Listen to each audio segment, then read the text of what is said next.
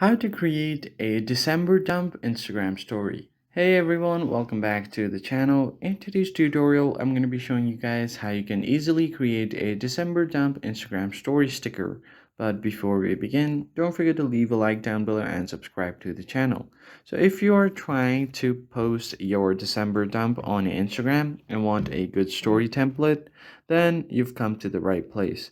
First thing you're going to have to do is open up your Instagram, and then from here you could just go ahead and tap on the search bar right here. Now I'm just going to go ahead and search for the story right here on this account. So if you already have a story template, you could just use that, but I'm just going to use one from here. So let me just go through these highlights and then find a December dump story. So I'm just going to use this one right here. Tap on add yours, and then you'll be able to add this template to your story. So you could just go ahead and create a layout. It could be 4x4, 6x6, 6 pictures layout, or it could just be two. I'm just going to add 2 pictures here.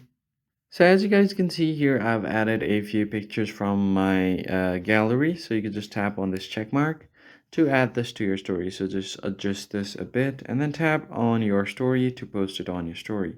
Now, if your friends see your story and if they tap on the exact sticker, they will also be able to use that exact template.